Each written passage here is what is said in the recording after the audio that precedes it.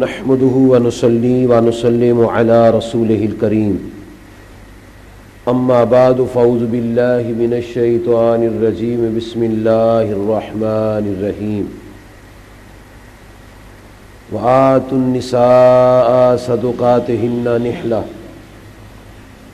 فإن تبن لكم عن شيء منه نفسا فكلوه هنيئا مريئا صدق الله العظيم وصدق رسوله النبي الكريم الأمين ونحن على ذلك لمن الشاهدين والشاكرين والحمد لله رب العالمين. وقال الله تبارك وتعالى في شان حبيبه صلى الله عليه وعلى آله وصحبه وسلم إن الله وملائكته يصلون على النبي يا أيها الذين آمنوا صلوا عليه وسلموا تسليما. اللهم صل على سيدنا ومولانا محمد وعلى آل سيدنا ومولانا محمد وصحاب سيدنا ومولانا محمد وبارك وسلم. الصلاة والسلام عليك يا سيدي يا رسول الله وعلى آلك وصحابك يا سيدي يا حبيب الله. الصلاة والسلام عليك يا سيدي يا نبي الله وعلى آلك وصحابك يا سيدي يا نور الله. السلام علیکم ورحمۃ اللہ وبرکاتہ. انتہائی واجب الاحترام بزرگوں، دوستوں، عزیزوں اور سننے والی بہنوں، رب ذوالجلال کی عظیم کتاب کی سورۃ النساء کی آیت نمبر 4 آپ نے سماعت فرمائی. اس آیت مبارکہ کا ترجمہ امام اہل سنت مجدد دین و ملت الشاہ احمد رضا خان صاحب فاضل بریلوی رحمۃ اللہ علیہ اس طرح فرماتے ہیں: اور عورتوں کو ان کے مہر خوشی سے دو، پھر اگر وہ اپنے دل کی خوشی سے مہر میں سے تمہیں کچھ دے دے تو اسے کھاؤ رچتا بچتا.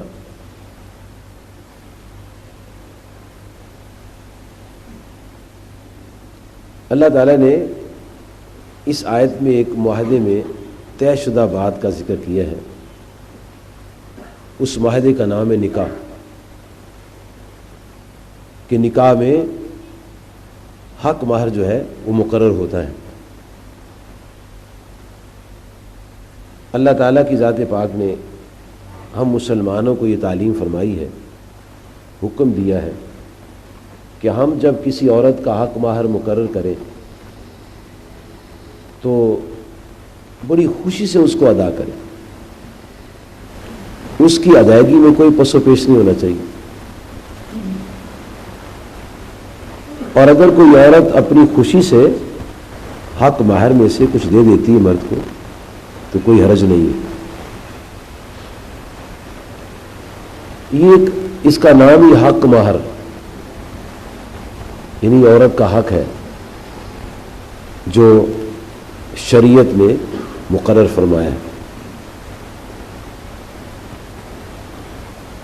نکاح کے موقع پر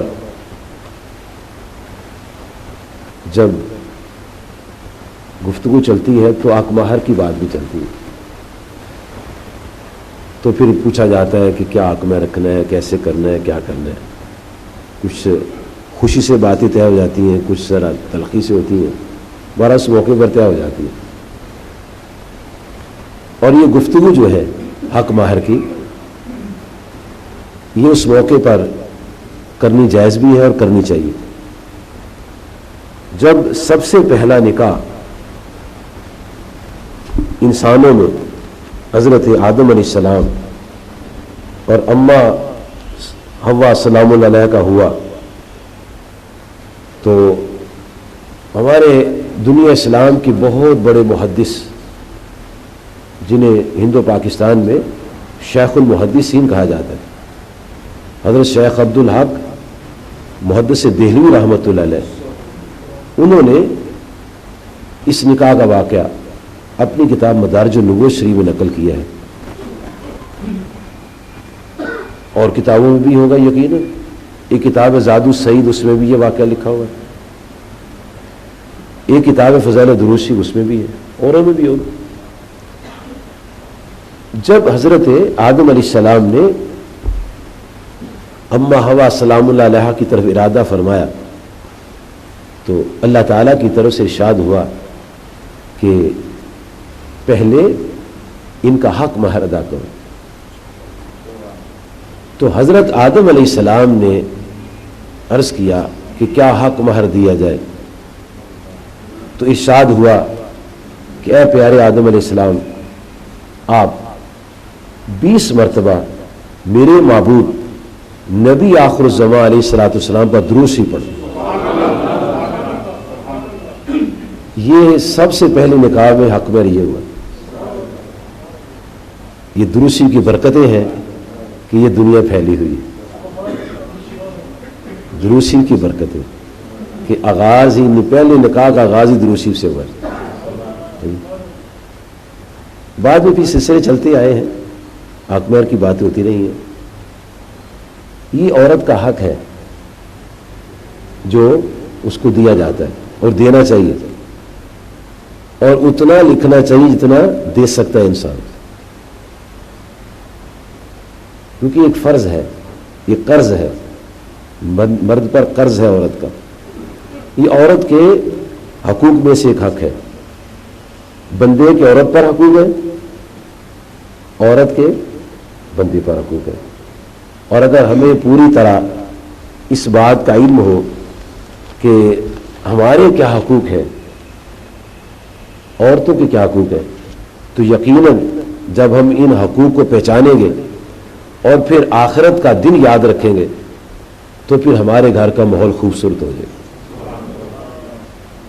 کیونکہ یہ نکاح ایک ایسا معاہدہ ہے، ایک عہد و پیمان کے ساتھ یہ ہوتا ہے جس میں دونوں طرف کے جو لوگ ہیں کچھ خیالات رکھتے ہیں، کچھ پروگرام رکھتے ہیں، کچھ نظریات رکھتے ہیں، کچھ ارادے رکھتے ہیں، کچھ خواہشات رکھتے ہیں. تو ان تمام ارادوں، خواہشات اور مرادوں کو، ضرورتوں کو پھر اس زندگی میں پورا کیا جاتا ہے. سب سے پہلے جو مساوی حقوق ہیں دونوں کی طرف سے وہ ہے احسن معاشرت، یعنی اچھی طرح زندگی گزارنا. دوسرا ہے کہ آپس میں تفریح اور دل بستگی کے جائز مواقع ایک دوسرے کو فراہم کرنا. تیسرا ہے معاشی تحفظ. چوتھا ہے ازدواجی زندگی میں عدل و انصاف. یہ بنیادی چیزیں ہیں جو دونوں طرف سے ادا کرنا ہوتی ہیں. اللہ تعالیٰ نے سورۃ النساء کی آیت نمبر 19 میں ارشاد فرمایا ہے، یہ مردوں کو حکم دیا گیا ہے، وعاشروہن بالمعروف، اور ان سے اچھا برتاؤ کرو. یہ اللہ تعالیٰ کا حکم ہے مردوں کو عورتوں کے بارے میں. اللہ تعالیٰ فرما رہا ہے، جس نے ہمیں پیدا کیا ہے وہ میں فرما رہا ہے کہ ان سے اچھا سلوک کرو. اور نبی محترم کریم آقا علیہ الصلوۃ والسلام نے ارشاد فرمایا ہے، حضرت ابو ہریرہ رضی اللہ تعالیٰ اس کو روایت کرتے ہیں اور امام ترمذی نے جامع ترمذی بھی اس کو نقل کیا ہے کہ اکمل المؤمنین ایمانا احسنهم خلقا وخیارکم خیارکم نساء. نبی صلی اللہ علیہ وسلم فرماتے ہیں کہ تم میں سے کامل ترین مومن وہ ہے جو اچھے اخلاق والا ہے اور جو اپنی بیویوں کے ساتھ بہترین سلوک کرتا ہے وہ کامل ایمان والا ہے. اور ایک حدیث شریف میں رسول پاک فرماتے ہیں خیرکم لأہلہ انا خیرکم لأہلہ. نبی صلی اللہ علیہ وسلم فرماتے ہیں کہ تم میں سے بہترین وہ لوگ ہیں جو اپنے گھر والوں سے بہترین سلوک کرتے ہیں اور میں اس کائنات میں سب سے بہترین سلوک کرنے والا ہوں. یعنی اللہ تعالیٰ نے ہم سب کو اپنے اپنے گھروں کو خوبصورت بنانے کے لیے پہلا جو ارشاد فرمایا ہے، آغاز جس سے ہوتا ہے، وہ احسن معاشرت ہے، کہ اپنے گھر والوں سے اچھا سلوک کیا جائے۔ اچھے سلوک میں یہ بات بھی آتی ہے کہ اپنی بیوی کے والدین کو برا بھلا نہ کہا جائے، گالی گلوچ نہ دی جائے، اس کے بڑوں کا احترام کیا جائے، اس کو عزت سے اپنے گھر میں رکھا جائے۔ ایسی عورت جو ہے وہ اپنے شوہر کے بڑوں کا احترام کرے اور اپنے شوہر کی تعظیم کرے۔ اور نبی صلی اللہ علیہ وسلم نے ایک حدیث شریف میں ارشاد ہوتا ہے کہ آپ نے فرمایا کہ بہترین عورت وہ ہے کہ جس کو اس کا شوہر دیکھ کر خوش ہو جائے۔ یہ خوش تبھی ہوگا جب اچھا سلوک کرنے والی ہوگی۔ یعنی عورت کی طرف سے بھی ہے کہ عورت بھی اپنے شوہر کے ساتھ اچھا سلوک رکھے، بدخلقی کا مظاہرہ نہ کرے، اس کی عزت کا خیال رکھے، اس کی چوکھٹ کی حفاظت کرے، اپنی عزت کا خیال رکھے، شرم و حیا کے مطابق زندگی گزارے۔ نبی کریم علیہ الصلوۃ والسلام ارشاد فرماتے ہیں کہ جب کوئی عورت اپنے شوہر کو تنگ کرتی ہے، پریشان کرتی ہے، تو قالت زوجتہ من الحور العین، تو جنت کی حوروں میں سے وہ حور جو مرد کو جنت میں جانے کے بعد ملے گی، آج وہ اس دنیا کو دیکھ رہی ہے۔ نبی صلی اللہ علیہ وسلم فرماتے ہیں کہ جب کوئی عورت اپنے شوہر کو تنگ کرتی ہے تو وہ جنت میں دیکھتی ہے یہ کیا کر رہی ہے، اس کی نظر ایسی اللہ نے بنائی ہے، اس کی گفتگو سنتی ہے کہ کس انداز میں باتیں کر رہی ہے، اور کہتی ہے قاتلک اللہ، اللہ تجھے ہلاک کرے، فَإِنَّهُ عِندَكِ، یہ تیرے پاس ہے اور کچھ دیر کے لیے تیرے پاس ہے، اس لیے پھر ہمارے پاس آ جانا، اس کی خدمت کر لے تاکہ تو بھی ساتھ جنت میں آ جائے۔ اگر عورت کو اللہ تعالیٰ نے نبی صلی اللہ علیہ وسلم کے ذریعے تعلیم فرمائی ہے تو مرد کو بھی قرآن مجید اور حدیث کے حوالے سے تعلیم فرمائی ہے کہ ان کے ساتھ اچھا سلوک کیا جائے، ان کو مارا پیٹا نہ جائے، گالی گلوچ نہ کی جائے جی۔ اور اللہ تبارک و تعالیٰ کی ذات پاک نے قرآن مجید فرقان حمید میں ارشاد فرمایا ہے کہ وَارْزُقُوهُمْ وَكِسْوَتُهُنَّ وَعَلَى الْمَوْلُودِ لَهُ رِزْقُهُنَّ وَكِسْوَتُهُنَّ، کہ جو بچے کا باپ ہوتا ہے، شوہر عورت کا، اس کے ذمے ہے، اس کی ڈیوٹی ہے کہ وہ اپنی بیوی کو کھانے کا بھی سامان مہیا کرے اور کپڑے پہننے کے لیے بھی اس کو مہیا کرے۔ یہ اللہ تعالیٰ کی طرف سے ڈیوٹی لگائی گئی ہے، اور یہ بنیادی باتیں جو ہیں یہ نبی صلی اللہ علیہ وسلم کی ذات پاک نے ارشاد فرمائی ہیں تاکہ ہمارے گھروں کا ماحول جو ہے وہ